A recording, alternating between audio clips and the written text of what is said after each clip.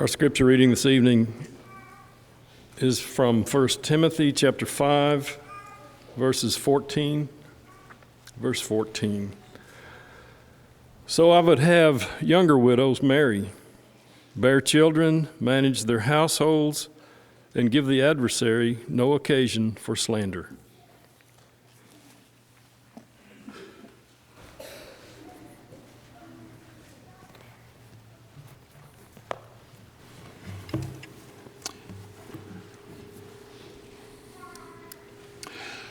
Jordan, it just so happens that one of the most memorable experiences that I had after my wife passed away was a young adult mother who called me one day and said, could we come over and visit?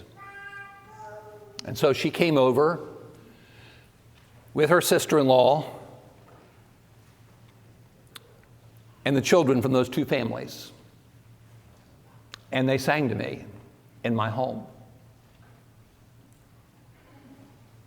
It was really comforting. It was so encouraging. I loved the visit with those children. Those of you who are parents and have children still at home, they can be a valuable tool in serving in the kingdom. They can have effects, positive effects, that we who are adults cannot. They're a rich blessing. And to encourage them to participate in ministry in that fashion, as Jordan suggested this evening, is a great start to build a life of ministry. What if you were married and you had a good marriage, but that beloved spouse died? Would you want to marry again? Oh, some would say, I'd love to have a second bite of the marital apple. That's such a sweet apple. And yet somebody else who experienced the same wonderful marriage relationship but had their spouse die, they look at it totally different. I had a great marriage. It was an awesome marriage. I don't really think I'm interested in another marriage. Not everybody who loses their spouse has experienced a good marriage. There are widows and widowers who have tolerated and existed in bad marriages. What if you had had a bad marriage and your spouse died? Would you be among those who would say, there is no way in the world I would want to take a chance on being married again? I was burned once, I won't be burned again. Or would you be among the group of widows or widowers who would say, I would love to have a chance to have a good marriage this time? Marriage is a beautiful experience. God displayed His infinite wisdom in a beautiful way in the Garden of Eden when He brought her to Him. And He said, whoa, man! And He called her woman. He had to be so impressed. He had sat there on that log probably, and he had named all those critters as they passed by. You know, dog, elephant, mouse. I have no idea why there are mosquitoes, but mosquitoes. And after that parade of animals, what was Adam impressed with? He was A-L-O-N-E. He was prepped for the perfect time for him to have a woman brought into his presence. I kind of suspicion it's not like we typically read it in church. She is now bone of my bones and flesh of my flesh. She should be called woman. She was taken out of man. He had to be on cloud 9. He had to be thrilled because now he was living life with somebody else. So that meant all the blessings were magnified, and they were more special because he had those blessings to enjoy with somebody else. That magnifies the blessings. And when the burdens come, we have somebody to share those burdens with and to help us negotiate the storms that will inevitably come in a broken world. Marriage is a relationship of love, ideally, but the reality is we don't always get to keep our blessings as long as we would like. So sometimes we even lose the most precious human relationship that we could ever have. What in the world are you going to do? Would you think possibly about getting married again? Let me make a confession to you. After my wife passed away, I was scared to death about that option because I at least knew enough about grief and the power of grief that it would be really easy for me early on to make a decision that I might regret for the rest of my life. And so don't take it personally, women, but I write about this in that third book I wrote, After the End Comes. I viewed all women as forbidden fruit. Those first couple of years, I knew I just needed to be really, really careful. As a matter of fact, when I decided to start this ministry, I made it a point of dealing with topics that I knew were very practical, that were addressed in the Bible, that could really help people. But there was one topic I ignored for the first few years, and it's this one. I didn't want to go there. I was really gripped with fear about the possibility of making a big mistake. Well, I got over that. I don't feel like that anymore at all. But that was one of the personal struggles that I had after my wife passed away. It's a natural thing to at least think about another marriage. After a divorce, there would be thoughts of another marriage. And then if it was somebody who had died in your marriage, you would naturally think about being married again because we live in a coupled world. And widowed people are misfits, social misfits in a coupled world. It's natural to be thinking about this. So when I finally decided that I would delve into this and would have to add this to the Living with Loss workshop, I started emailing people that I knew, and I want to share with you an email from a lady who was married for 23 years, whose husband died the month before my wife died. She was married for 23 years. They had a 13-year-old daughter and a 16-year-old daughter, and one Sunday morning, Diane was preparing breakfast, and she sent her 13-year-old daughter down to the basement to get her dad, and that 13-year-old daughter found her father dead on the floor. And this is 2.5 years after Gary died that she shared this with me. First of all, it scares me to think about this whole thing of dating and starting over again. I'm not sure if I can love someone again like I loved Gary. I'm very lonely. I miss his companionship every day. We talked about it before, that if something were to happen to one of us, we would want the other to remarry. It was easy to say that and talk about it when he was here, but it's much more difficult to talk about now. I would like to be able to love again. I'm not sure that my heart is ready or is able to handle that again. It also scares me because I know that if I get remarried, that if my spouse dies before me again, I don't want to have to go through the pain of losing a spouse again. I don't know if I could do it again or not.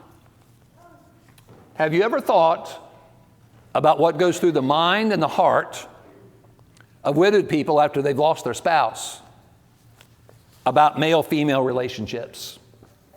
Brother Travis Irwin, who's now passed on to his reward, was a good friend of mine for many decades. When I sent him out an email, he sent me this back. My dad died in January of 2013. There was a man at Mom's church whose wife died the day before my dad died. He took care of his wife for 12 years. I performed the wedding ceremony of Bob and my mom. Mom is 88 and he is 78. Woo, I'm impressed. I don't know if you are, but I'm impressed. I met Bill and Verl from the Woodson Chapel Church in Nashville, Tennessee. I had the privilege of eating lunch with them. Sunday, after a workshop was concluded, and when they told me their story, I said, Burl, put it in writing. I can't remember all of that.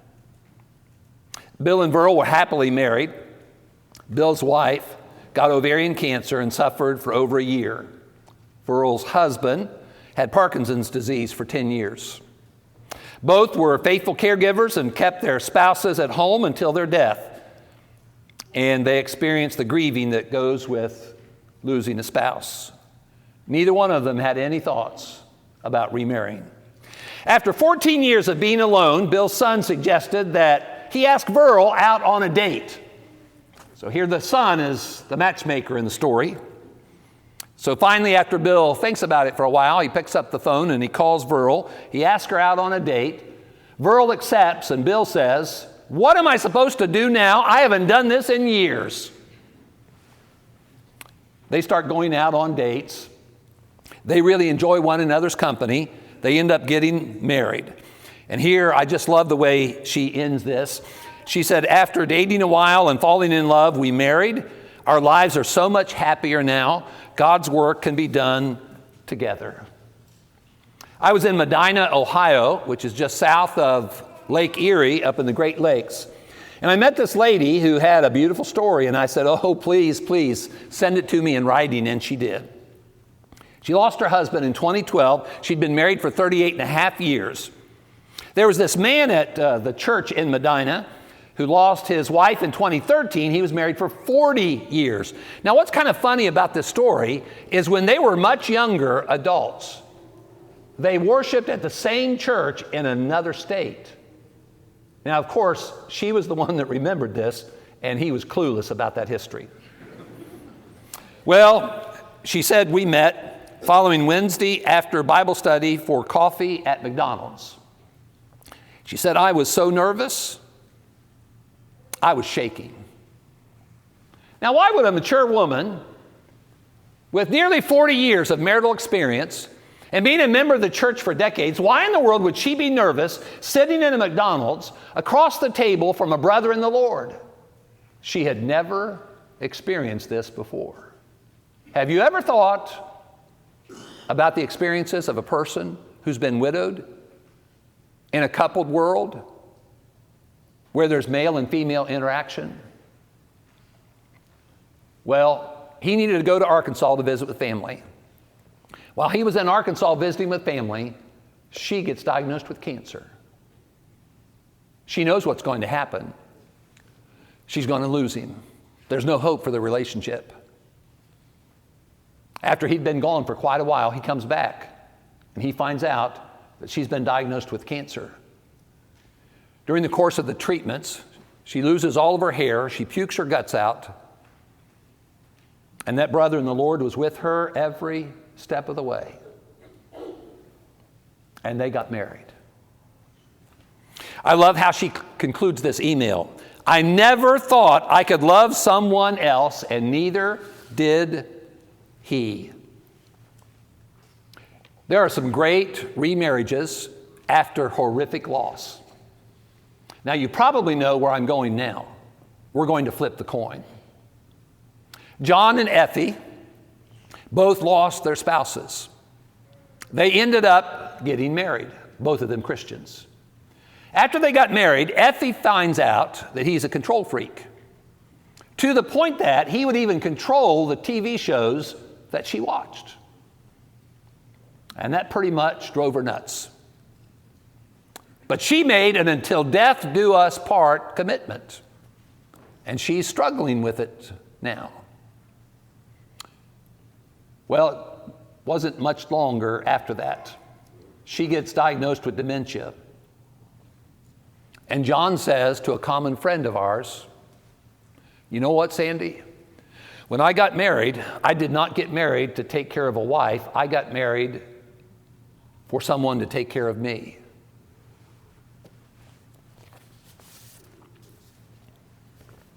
A deacon in the Lord's church in Massillon, Ohio, said that when his mother-in-law got remarried, after his father-in-law passed away, his wife, her name was Joyce, really didn't like the idea of her mother getting married again. And she had problems with the guy that she married. So any visits they had together were very touchy and very uncomfortable. Now, this deacon in the Lord's church, his name is David. His mother passed away. And when his dad remarried, he said, me and my brother, we really didn't have an issue with my dad dating and getting married. He said, the problem that I had when he got married is he married somebody who wasn't a Christian. And now Dad's not even attending church as much as he used to, and it's really affected his spiritual life. And then the worst one is a public Facebook post. A sister in the Lord whose father is a shepherd in the Lord's church. Here's her public Facebook post. I don't normally write very personal posts, but because most of my Facebook friends are like family, I would like to tell you about the recent events of my life. I know that some of you are concerned, and I appreciate that more than you know. It is hard to talk to everyone all the time, so maybe this post will answer some questions and elicit some prayers. Please know that this is very difficult for me to write, but I feel I can make everything clear. I'm just ashamed that I made such an impulsive decision. As most of you know, my husband Jim passed away June 2014. It forever changed my life. I was lonely. I should have never married so quickly. I don't want to go into all the details on Facebook, but after several rounds of heartache with this person, I am now divorcing. Being a teacher in a small town lends itself to sometimes some very embarrassing situations. You all know that all I ever wanted was a loving marriage, just like many of you have.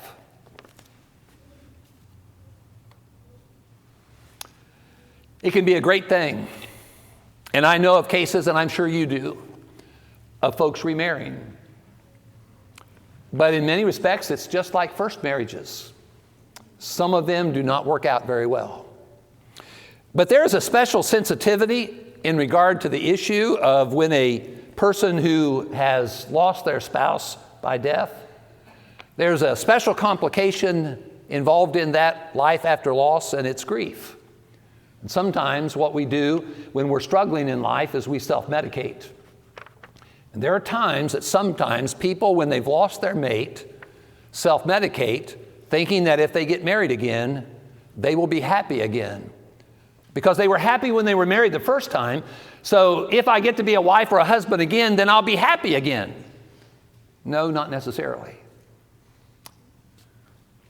Research shows that over half of the remarriages within the first 2 years of widowhood end in divorce.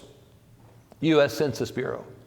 That shocked me when I ran across that statistic because, me being naive, my thinking is that if two people have had marital experience, that's of great value to help them to transition into a second marriage. But what happens sometimes is they're not really prepared to marry a second time because they haven't dealt with the issue of the reality of them needing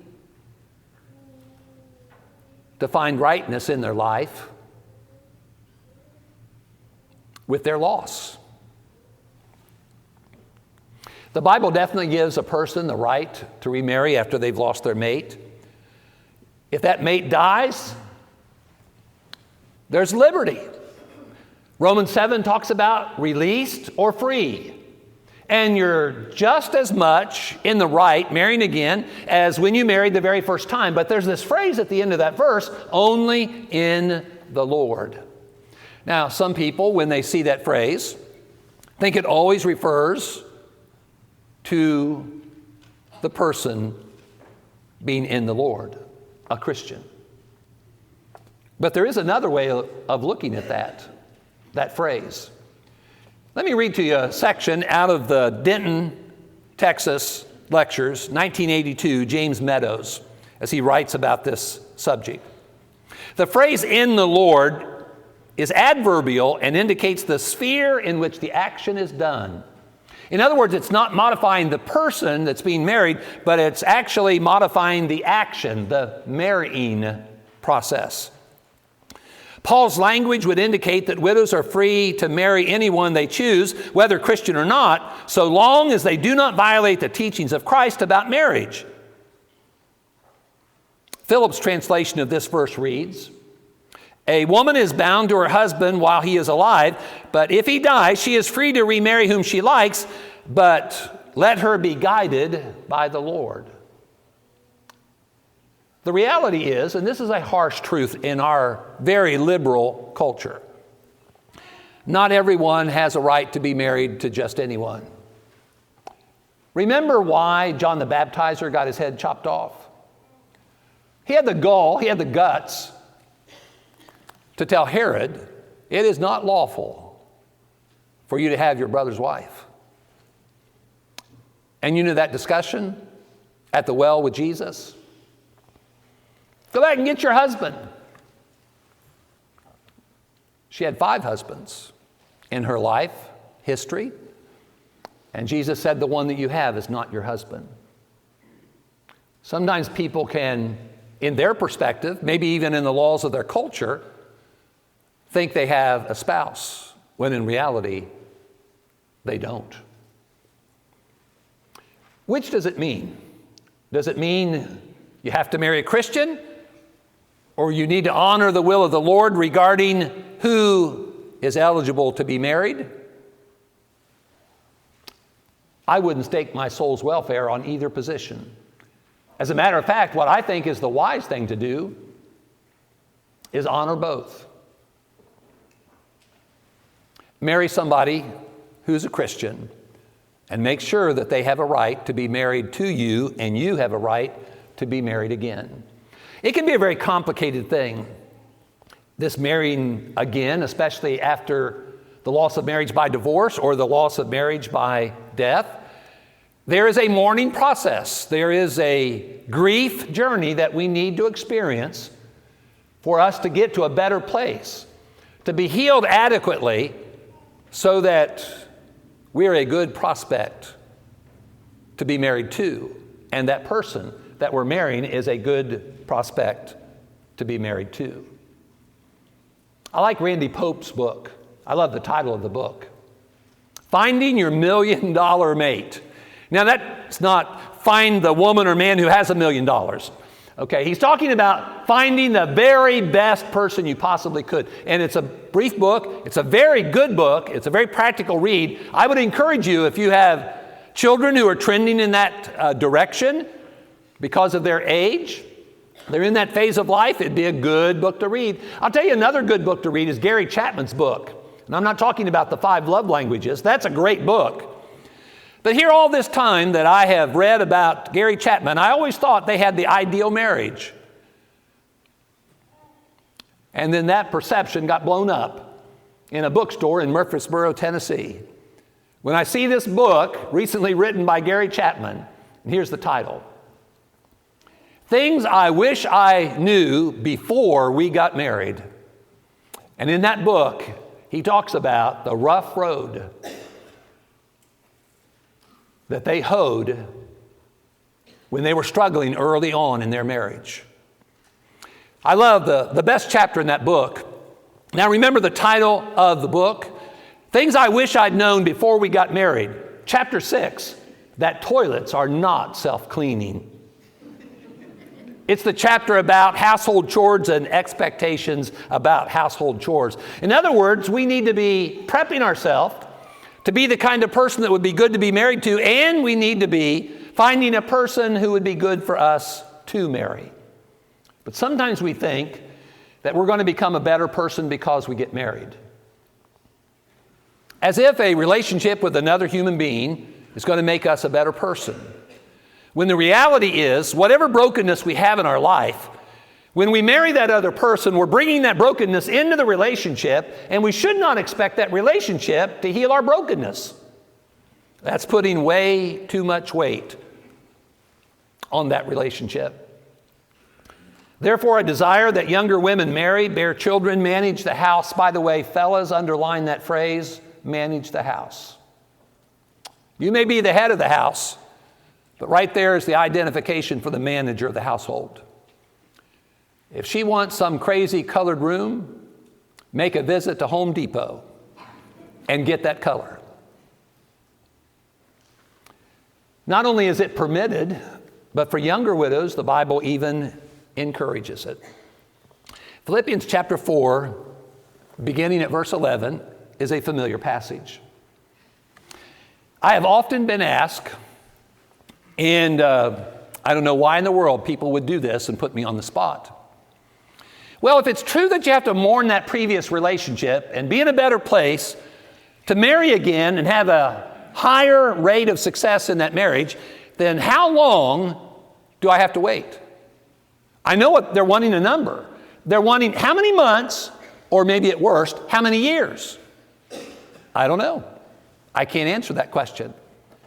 But I now have found a way to answer that question without numbers. And it's right here in this passage. Philippians chapter 4, verse 11.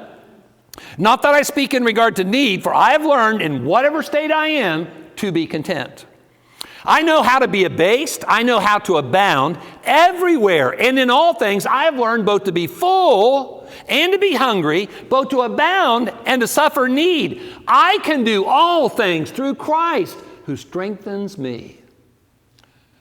Sometimes that verse 13 is lifted out of context as if it were some sort of universal statement when it has a context. When the Apostle Paul is saying, I can do all things through Christ who strengthens me, the context is talking about finding contentment in life. In other words, he's saying, no matter what my life circumstances are, really good or really bad, I can be content. It has nothing to do with my circumstances. It has everything to do with my relationship with Jesus Christ and the strength and the wisdom and the courage that I have with my relationship with Jesus. That's what he's talking about. So when these people now come to me and they say, okay, you're the remarrying guru. I've been widowed for 10 years and not remarried. How could I be a guru? How long do I have to wait? I just say, here's my suggestion. How about you struggle with your difficult circumstances? The tough nature of the grief journey. And you seek the Lord with a passion and seek intimacy with Him. And you get to the point where, even though you're widowed, you're content. I want you to look at this verse up here. And I'm going to throw a few words in here and ask you to think about this. It says, I have learned in whatever, by the way, did you notice it's another thing that has to be learned, like waiting on the Lord? You know, teach me, Lord, to wait. We're not born with it. We can't get a pill for it. I have learned in whatever state. Now, that's not talking about Texas or Ohio or Missouri, okay? It's talking about circumstances in life. I have learned in whatever physical state I am to be content. Can a cancer patient be content? Through Jesus Christ, who strengthens me, yes. I have learned in whatever financial state can a person impoverished find contentment? Yes. Through Jesus Christ, who strengthens us. Let's plug in another word. I have learned in whatever marital state I'm in to be content. If my contentment in life hangs on anything else than Jesus Christ, we have a problem. Houston, we have a problem. Because the circumstances of life are not always going to be good. They're going to be harsh, brutal, sometimes callous, unbelievably, incredibly painful. We should not hang our contentment, build our contentment on anything that has to do with a life circumstance in a temporary world. Our contentment can be solidly built on Jesus Christ because He strengthens us. It took me about 3 or 4 years to get to that point. Because you know what? I'll tell you about what I think about widowhood. I hate widowhood. And I mean that literally. I hate that marital state. I'm not saying I hate my life, because that's not my life. My life is as a creature of God, existing in His image, His child. That's my identity. That's my life. I've got some things in my story that are not very positive and pleasant. As a matter of fact, downright ugly. But the fact is, we can find contentment in our life no matter what. Heartbroken because of that other person deciding to walk away. Divorce. Heartbreaking. Tremendous grief after that. Please, let's recognize that. Just like those folks who have lost their marriage by death. We need to work on our relationship with the Lord so that our contentment hinges solely on that relationship. Like I said, it took a good while for me. I admit that I'm a slow learner. I have found contentment. That doesn't mean I love widowhood, because I hate it. It's just a part of my story. I hate it like a cancer patient hates cancer, or an ALS patient hates that neurological disease. But we can find contentment because that's how great the blessing of having a relationship with Jesus Christ is. We can find contentment through Him. Godliness with contentment is a great gain. We're not about our prosperity or our adversity. We're not about our loss. We're not about our age. We're not about the color of our skin. Our identity and our value is our relationship with God as His creation and as His redeemed children. What should be considered before marriage? If you've never yet been married, or you're divorced, or you're widowed, listen real carefully. And if you're married, remember the only way that a good marriage ends is death. There are a lot of ways bad marriages end. There's only one way good marriages end, and that's death. If a person's going to get married, what should they consider? Well, there are facts and myths. Make sure you don't build your relationship, your marriage, on a myth. Bill and Lynn Hybels wrote a book that I used for premarital counseling for many years. And they suggested in one chapter there are a lot of myths that people buy into. Let's assume we get two people up here, and the girl that's getting married, she has an eating disorder. She has a brokenness in that she has an eating disorder. Now, when she says "I do," is she no longer going to have that brokenness? Is it going to disappear because she's married? No. What if he pretty much lives like a bum, throws his dirty clothes all over the floor, doesn't really clean up after himself well, but then he says, "I do." Is he going to change his ways? Well, his wife might work on him for a few years and try, but just because he said "I do" is not going to miraculously change him. Have you ever met a married person that was unhappy? Marriage doesn't ensure your happiness, does it? There are so many things that we need to be careful about, and sometimes the most lonely people in the world are people who are married, stuck in a bad marriage. Let me share with you a quote out of that book. I can quote it word for word. I think it's the most powerful and beneficial statement in that book. Quote, The most miserable people in the world are not single people who want to be married, but married people who realize their marriage is a mistake. We need to be careful about who we choose to marry. And we need to be careful that we have prepped ourselves for that lifetime commitment. Second marriages have a higher rate of failure than do first marriages. The divorce rate for first marriages is somewhere between 35 to 50%, but for second marriages, it's estimated to be as high as 65%. We need to prep ourselves. We need to make sure that other person is prepped. We may not be able to eliminate risks in marriage. We can't. But what we can do is carefully try to reduce them. The most valuable, most important thing for a married couple is spiritual compatibility. You want to help me find a wife? You know, it's been over 10 years now for me. You want to help me find a wife? Let me tell you who I want you to find for me. I want you to find for me somebody who loves somebody else more than me. He's called Jesus.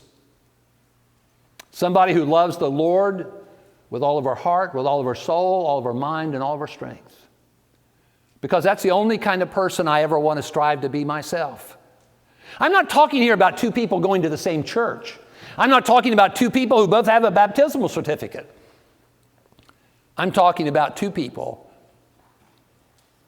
who share a passion for God and who want to seek intimacy with Him.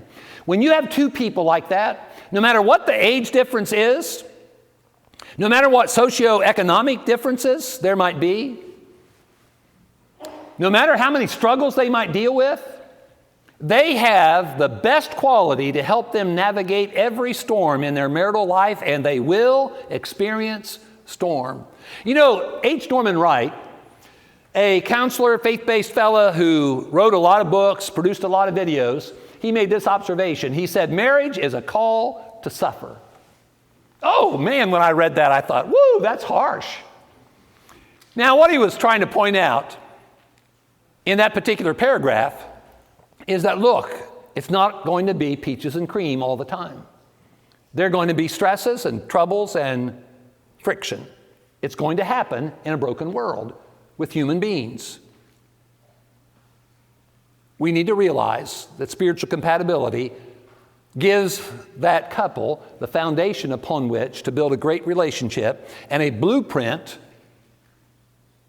to help them navigate every storm that they experience in life. But before you seek a person who has that characteristic, make sure that you have that characteristic first. Loving God more than anybody else or anything else. Now, we need to take time because time gives us an opportunity to get to know people. Whenever we begin relationships, we always put the best foot forward. But after a while, what do you start seeing? You start experiencing all kinds of different things, and you begin to see how they react when they're ticked off, when they're upset. You start seeing how they manage money.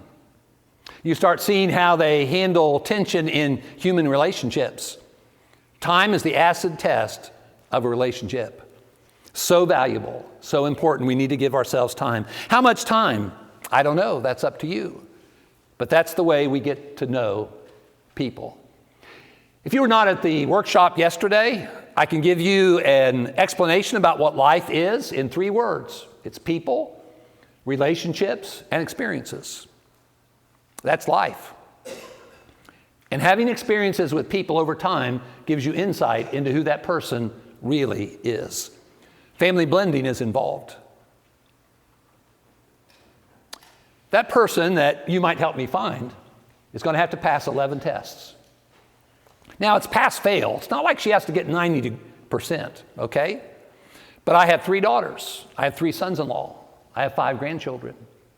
Personally, I am not going to choose to marry anybody that would cause me to have a more distant relationship with the people I most love on planet Earth.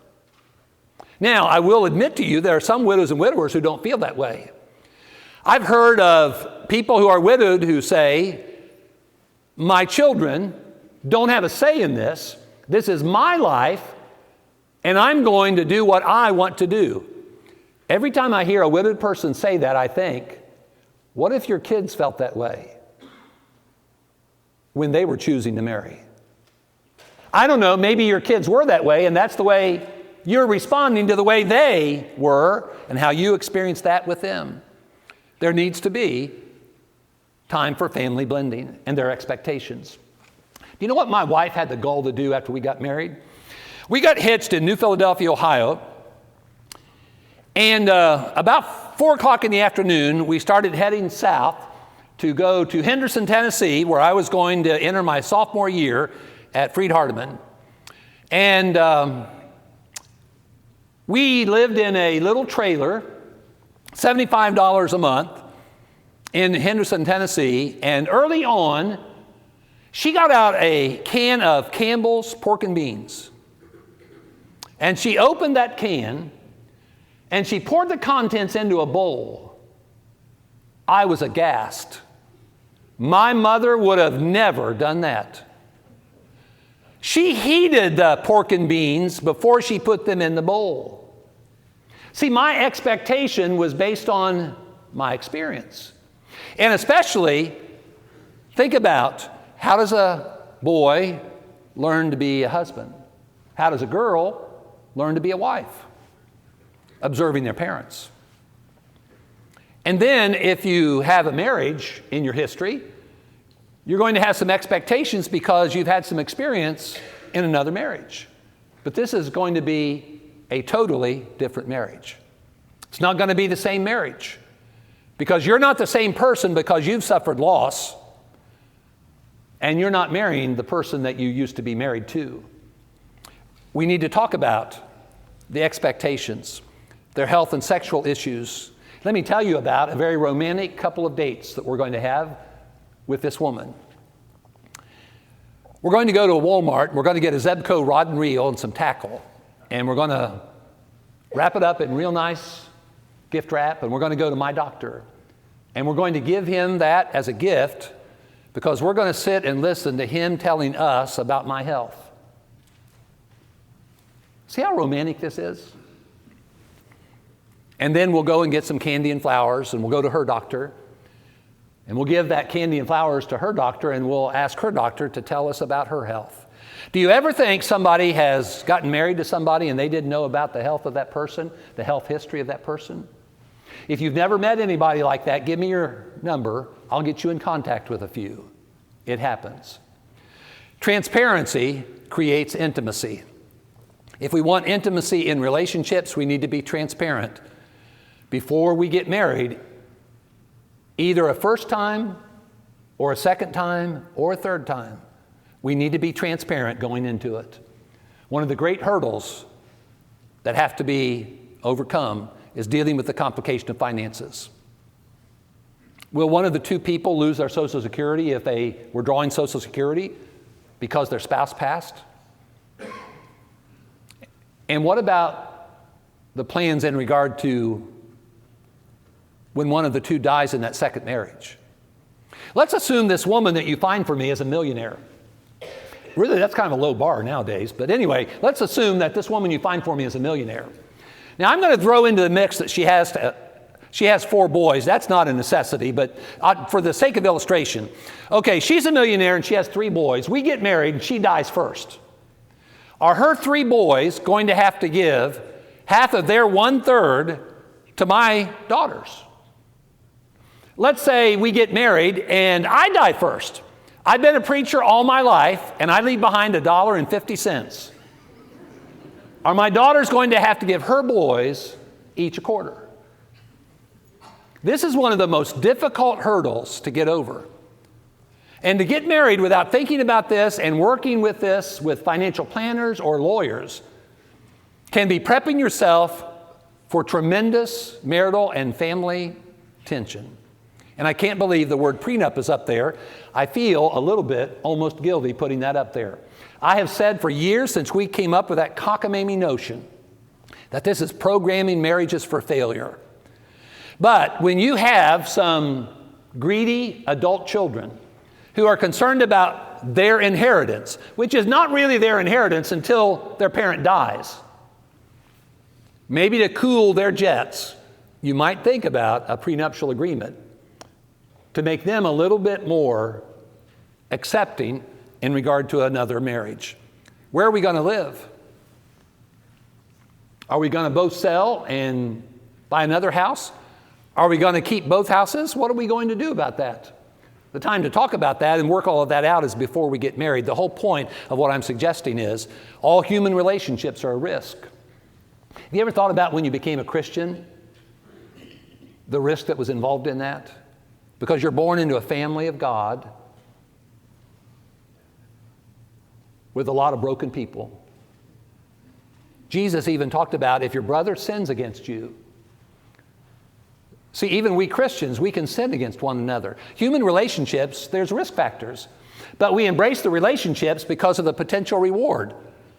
But we need to realize that though there are risks, we can't eliminate the risks, but we can carefully lower the risks, especially when it comes to a lifetime relationship, or at least make it a point to talk about the potential risks before we ever commit ourselves to a lifetime relationship. Remarriage at midlife or later is somewhat like the merger of two major corporations. Remember Sprint and T-Mobile? They spent a lot of time and a lot of money before those two merged, and for good reason. It's pretty complicated. So when it comes to marriages in midlife or later, we need to make sure that we're making a wise decision and do a lot of study ahead of time. I don't know of any blessing that's any more precious than being married. I enjoyed that for 41 years. I hate having lost it. Would love to have it again. Boy, what a precious blessing when you're the right person and you're married to the right person. If you're married, cherish the blessing. It's not going to be forever. It's for this life. You know, when Kylie became a Christian this morning and we watched her be baptized into Jesus, it was like her spiritual marriage ceremony, married to the Lord. She's beginning her walk with the Lord today. God bless her. If you need to begin that walk with the Lord today, we're going to encourage you to make it a point to do that, to come to Jesus, to come to the only one who can save you, redeem you, give you a full and meaningful life, one who is preparing for you a place. That's an eternal blessing. If you need to confess the name of Jesus, turn away from sin and turn to God and become a Christian, be baptized into Christ, please feel free to come. And if you have some form of brokenness that you'd like to share with others, feel free to respond. We'd love to be able to help you. It's okay to not be okay. And it's even okay to let other people know you're a mess. It's when they know you're a mess that God, through them, can sometimes help you the best. You come if you need to while we stand and while we sing.